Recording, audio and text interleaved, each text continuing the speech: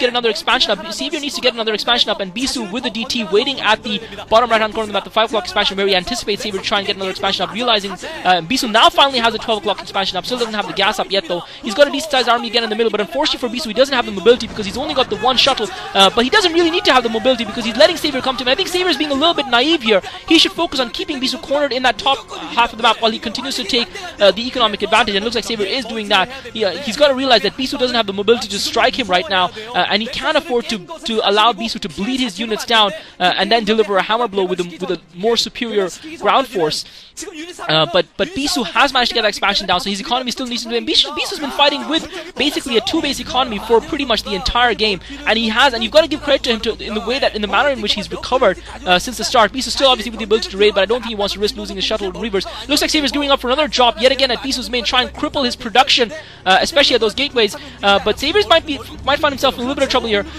Excuse me, Savior with a couple of lurkers now, just positioning them strategically at the 11 o'clock position at the top left-hand corner of the map. Savior now coming in with that drop. Is this going to be enough to really, really cripple Bisu? Savior with unburrowed lurkers. Bisu should be able to take them off. And Savior now is just going to... Savior still hasn't burrowed those lurkers. He's obviously focusing that attack. And Savior focusing the pylons, obviously try and disable those gateways ASAP, as well as the Stargate. And that's going to hurt Bisu big time because he really doesn't have the production. And Bisu's going to lose most of his tech buildings here. And he doesn't really have the economy. Forget about the production. He doesn't really have the economy to recover from this either. Savior has got a couple of lurkers burrowed behind Bisu's expo. That's just going to slow Bisu down a little bit. He's got the observer though. He's going to kill those lurkers in quick time, and Bisu with the micro not taking too much damage to his reavers. But meanwhile, his main is being decimated, and really Bisu's back is really against the wall because he just doesn't have the resources to build all those Stargates and to build all those tech buildings at the same time, keep up against Savior's units. And meanwhile, Savior's got his economy.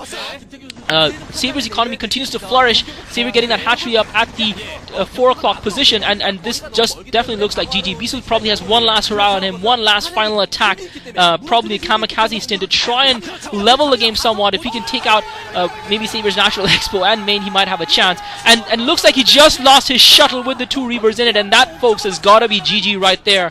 Great game of StarCraft Savior. It has to be said, even though Bisu has fought well and delivered some blows to Savior's body, even though Bisu has done some damage to Savior's economy through the game and pretty much held his own in terms of the battles one-on-one. Savior has, I think, not really been uncomfortable at any stage in this match. Despite the losses he's taken, those losses have always been equated, always been quantified. Savior's always been able to calculate the amount of losses and stay just that one step ahead of Bisu, and unfortunately, and that Reaver with 30 kills, Hero Reaver for Bisu.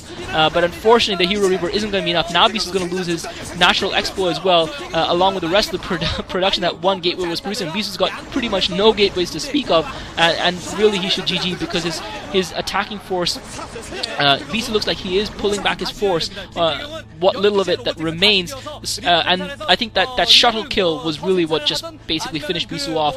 He didn't have the Templars either to be able to deliver the Masterstorms, and Savior basically just overrunning this planet with Zerg Horde, and he's going to take the game against Bisu. And I think anyone who was questioning Savior's boldness and Savior's audacity, dare I say arrogance, in the statement, and it looks like Bisu is going to get a little bit of a consolation hatchery kill here at the 4 o'clock expo. I don't think it's going to bother Savior too much. Savior with the lurkers, he's just going to go and finish off Bisu's natural expo, and all that Bisu has is the lone base remaining in the 12 o'clock position. He does have a decent ground force. Savior's still not too keen on engaging that head on, and Savior's now going to come in and finally take those entrenched lurkers, entrenched reavers out. Bisu doing his best to try and keep them alive for as long as possible, using the shuttle to maximum effect, but just unfortunately Savior's got just too many units for him. He's going to be outnumbered. Savior using Burrow to great effect to avoid the reaver shot. Brilliant micro by Savior. We all know that Savior isn't one of the players with the highest APM in the game, but he still, what APM he has, he just uses it to perfection. And I've got to tell you guys,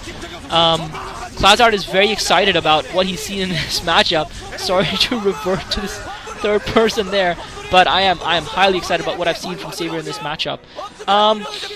Since this game is finished, some of you guys have been asking about my future plans. I don't think this commentary qualifies as me being back, but I think I would probably like to follow Savior through the rest of the MSL at the very least. So expect some more commentaries in that regard from me in the future. assuming Savior continues to win. And in this form, I just see him as being unstoppable, and Bisu finally GG's, finally surrenders, and that's gotta hurt. That's gotta hurt Bisu big time. I don't think this is the last we'll see of Bisu in this competition. He still has a chance to qualify through if he can win in the losers matchup in the losers final. But Savior's put himself in a good position now to qualify through. Remember, Savior's not guaranteed qualification either. He still needs a win against either Magma or Zero, whichever of those manages to win in the Zerg versus Zerg matchup.